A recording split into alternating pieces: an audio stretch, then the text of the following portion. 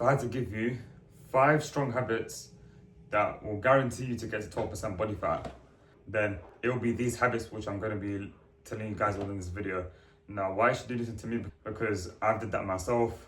Went from around 24% body fat to 12% body fat for around 14 to 15 weeks. And I wouldn't have gotten this lean if I didn't do one of these strong habits. So the first habit would be is to weigh yourself every single day. This for me is a non-negotiable. Why should you weigh yourself every single day? In order to, make progress, you need to give yourself the data in order for you to, to reflect on your progress and obviously make changes within the progress. And one way to do that is to simply track yourself daily, because whatever number you get, that's data. Whatever weight you get, that's data. And if you don't simply have this data, then how are you going to know if you're losing weight? So hence, it's very important to weigh yourself every single day so you can see, your overall trend. Are you losing weight? Is the scale going down? Because if it's not, then you simply obviously need to be making adjustments, and hence why we need data. We need this data of the scale. So it's very important to weigh yourself every single day. Now, you will be getting some fluctuations, which is normal, but we don't look at the scale, as our daily. We don't look at our single, day of body weight. We look at your scale weight over time across a few days until it reaches a week. And then obviously within that week, we look at your daily average or your lowest weight of that week. And obviously if that number is lower, then that means you're heading to the right direction. If you're hitting your rate of loss, that means you're heading into the right direction. And if you're not, then obviously you need to be making adjustments along the way. You need to adjust your calories, you need to adjust your macros as well. So this is why it's very important to be tracking your weight daily, and you shouldn't miss a single day. Because if you don't track for this one day, then how are you going to know if you're going to be, hitting a very all-time low weight? Because you could have, hit that all-time low weight if you tracked that, but instead you chose not to track it. So how would you know if you went into the right track for that day? Obviously, unless it fluctuates because of water weight and stuff. But how are you going to know? So that's why you should track your weight every single day. It's a simple habit. It only takes 2 seconds. Don't tell me it's very hard to do. It's easy. It just takes 2 seconds within your day. So weigh yourself after using the restroom, right before you eat or drink anything. So that's the first habit, and probably one of the most important habits. Now, the second habit is to eat the same foods daily, or what you can do is you can, make minor adjustments for low palatable foods. So, you can swap this certain fruit with this certain fruit, swap potatoes with sweet potatoes, or,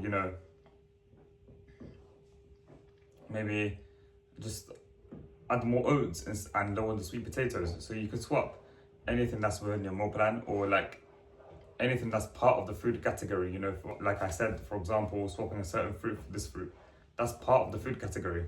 But other than that, don't try to fit in your favorite foods, because they're very highly palatable, and even if it's just one bite, don't take that one bite. That one bite of, that chocolate cake can turn into an entire chocolate cake, because these processed foods, the smash burger, the pizza, they're very highly palatable. You can easily overeat them.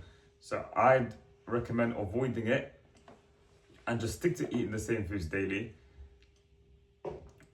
because number one is you'll get less decision fatigue instead, rather than if you ate variety instead. Because if the problem with eating variety is, yes, they do work, but the problem is you get way more decision fatigue. It's harder to meal prep and stuff when you've got so much foods that you need to, add into your daily, meal plan, and to add to in order for you to fit your macros and your calories. But if you just stick to the same foods, it'll be easier for you to hit your calories and macros. You'll get less decision fatigue, and meal prepping will be way more easier. And trust me, it's not as bad as you think, because the reason why you can't stick to a meal plan is simply, firstly, obviously, of course, your mindset. But secondly, tactical reason is simply because you simply don't enjoy the foods that you're eating. You need to find foods that you enjoy eating that are very, low palatable, such as, sweet potatoes and oats. And the reason why I want it low palatable is because it's not very easy to overeat on a vegetable rather than like a smash burger.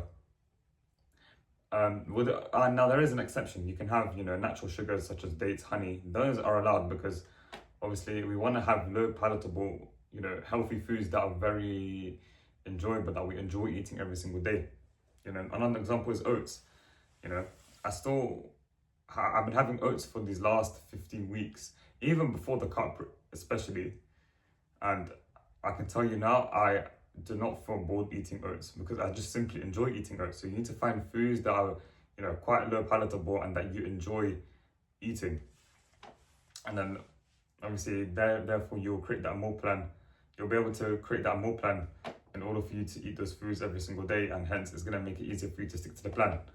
So eat the same meals every single day, or at least make minor adjustments of the foods within the same food category, such as like I said, you can swap apples or pineapples, whatever minor adjustment you want to make, as long as it's part of the food category and it's quite low palatable. So that's the second habit. Now the third habit would be is similar to the second one, is just to simply don't negotiate your meal plan. Don't eat off plan, because if you try to fit in your favorite foods, and also, and yes, they do work, but if you try to fit it in, then the problem is it's just gonna make your life harder. You're just gonna overcomplicate, hitting your calories and macros, and you just don't want to keep it simple. And furthermore, if you just eat off plan, you're just gonna get that sense of guilt.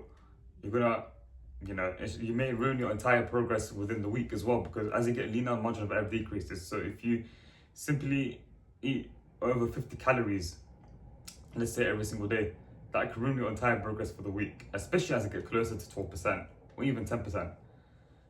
So it's very important to just stick to the same meals every single day and to not eat off plan. Learn to say no. Learn to say no to anything that makes you eat off plan, anything that's not part of your meal plan, anything that's highly palatable. Your mom's food, dinner out with your friends. Say no to these things, because it's less about the physique and it's more about your character. And one of it is by you learning to say no to these things. And you must also learn to say no to anything that ruins your plan for that day, such as, doing a cardio. If someone asks you something that makes you skip your cardio, then learn to say no, because obviously you're on this plan. You've got this cardio session to do.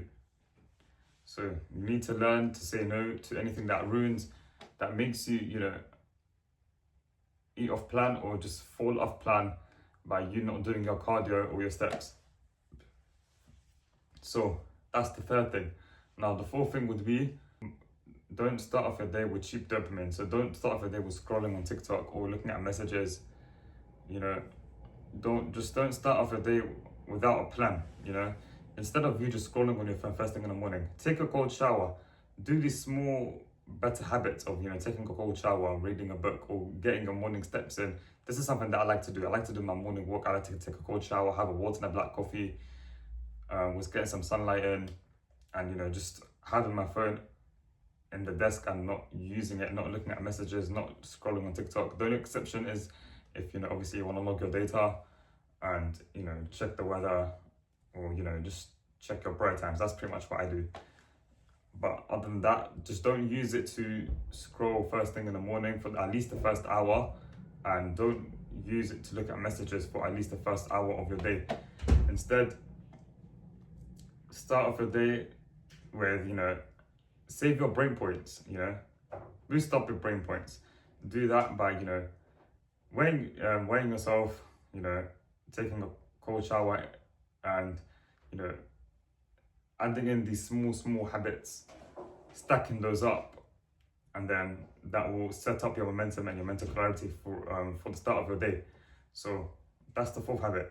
Now the fifth habit and the final habit that I feel like if you do this, it will guarantee you to get to 12% body fat, is to simply do your cardio every single day. Mainly do the zone 2 cardio and the steps. The reason why you want to do zone 2 cardio and not high intensity cardio is because we want to manage accumulative fatigue as much as possible within the cut. Cortisol levels will be just way more higher if you do hit cardio instead of moderate cardio or low intensity cardio. So instead, do your steps in, get your 10k steps in daily or more, and do zone 2 cardio daily, unless obviously you have a D output. The only exception not to do the zone 2 cardio is if it's your D output. D output just basically means you having a day where you just only do 10k steps because obviously fatigue starts to get higher from cardio and maybe from steps as well by doing too many. And obviously this is where the output comes in, and obviously it just helps to flush off that accumulated fatigue you get from the cardio, and obviously flush off water weight and therefore improve recovery.